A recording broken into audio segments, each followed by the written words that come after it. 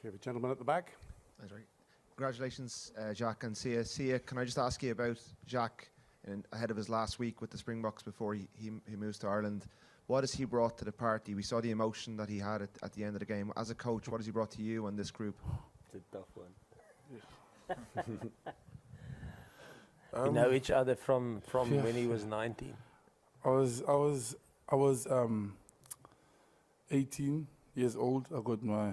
I was contracted with the Cheetahs, and then I got out. I was able to go to Western Province, and that's when I met Jacques. When I go to the institute, when I was 18 years old, turning 19, and him and Coach Rassi used to come to the institute. The institute is it's an academy, the Western Province Academy.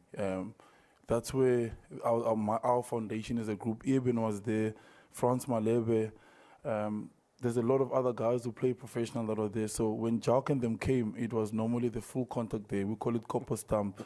You had to show who you are. And I remember every time they came, it was intense. And I got to know him then already. And then as I went on, he became my senior coach. And one thing that I love about him is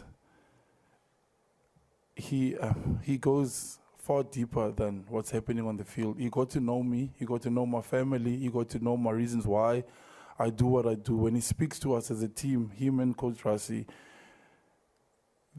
they don't encourage us about tackle hard and all of that. We all know what that is. He goes on who am I playing for, what's driving us, and he knows my family, he knows my kids, he knows them by name, and he asks me how am I doing as a person, and that is why I can go and give everything for him on the field, because he cares about the person, he cares about Sia, the Sia from the township. He tries and brings him out of me every time I play, and for the teams, and especially in big moments, and he sits and he talks about each and every single player. Our journey, it's so special to be known as a person, not just as an object or just as a rugby player. And that's what he brings to this team. And the fact that he allows families to be around, how much he loves it to see our kids running around. I know some teams are not allowed to have families, but that kind of family environment, that's what he creates for us as this team.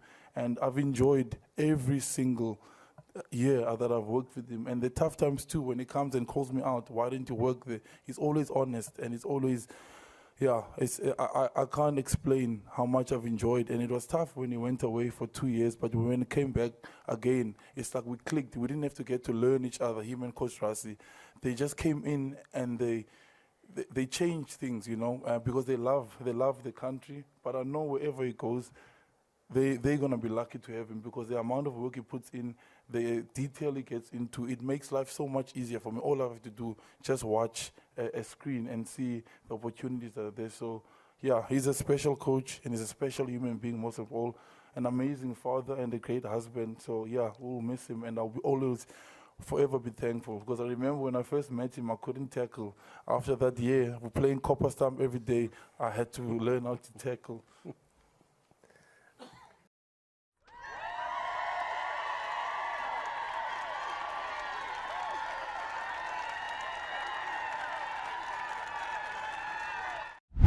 Okay, gentleman at the front. I'm not sure how you follow up that answer, but what was going through your head when Andre Pollard was lining up that penalty with 2 minutes to go? Question for whoever. I had no doubt at all. He's done it for us before, and it always goes like we're grateful for the benchman, for the whole squad. Like a guy like Marvin, and the guys that don't make the team, Marco. It's difficult. Most players drop their heads. In this team, we remind each other, at the end of the day, when we are successful, they're going to say South Africa won, not the 23 that played. The picture that Marvin shows us each and every single week, Marco, he works on what the other guys are doing. Those things make it all work for us. And the guys that, like we said earlier, that don't start, they know when they come on, the opportunity is there. And we all have different roles in this team, and we respect that. So for us to get that scrum, for Oxy, and Vincent and Bongi has been amazing. I told him today, he's just grown since we lost Malcolm. His chest has just gone up and he's taken the position. He's been amazing. So this whole squad in general, the medical team has been amazing. The coaching staff, they prepared already for the next game, you know. And so, yeah, when Paulie took that kick, it was just relief, and also it gave us a lot of courage, because that lets us know that we can do it. We can fight no matter how tough it is. And Jack, can you just... We move on. Next question, please.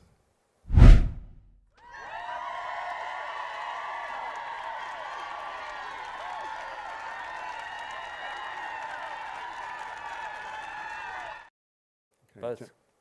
Hi, Jack. Gentleman on the left up here. Hi, Jack. Your decision to remove your number 10 after 31 minutes, it was described as brave and brutal. But can you talk through the thinking there? Was it pre-planned? Was it game state? And if so, why? And how the player took it, how Mani kind of reacted to that? Yeah, I think like Sia said, that's the beauty of this group. We open and honest. And because we have the right players, the players accept it. Sometimes things aren't going your way. You know, we've done it with I can say numerous. We've done it with Bongi in 2018, where we took him off after 30 minutes. He was just for that specific day, he was just not on fire. You know, but he started the next week again. The same with a guy like Willie.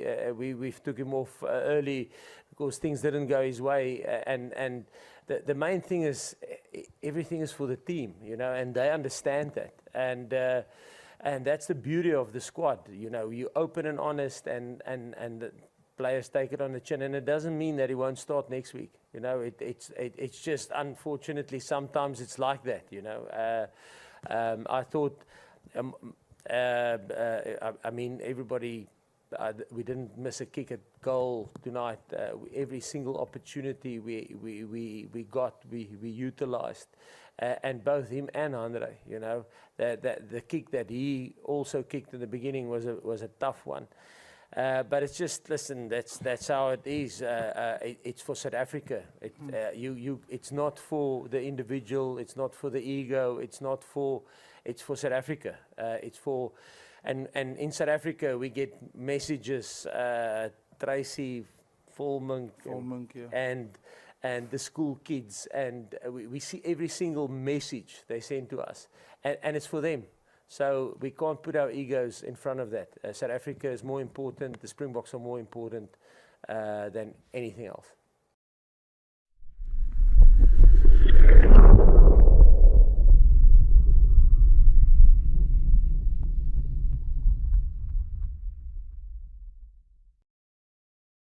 Ask him his name. Call him by his name. Tandi serves us our food. Shami is the caterer behind him. We got Trevor outside here. We got Brent outside here. Okay, so know the people's names that you shouldn't know. And please, guys, it's a massive thing for someone if you go, hello, Andrew, or thanks, Andrew. It means a lot. And us as a team, last year, guys, we cleaned up with prizes, and actually we got the prizes being the fair play, and people. I got so many compliments of how we were good people, and that goes a long way, guys. You flippin' competitive on that field, but you're actually nice people off the field. Okay, otherwise I don't want you in my team. Okay, it's as simple as that. So the small things, do the small things right. It keeps you humble. It keeps you grounded. And I don't care how much money you earn. It's those people the ordinary people that are helping us. The smallest thing you can do is just call them by their name. Thanks for coming. Good day today.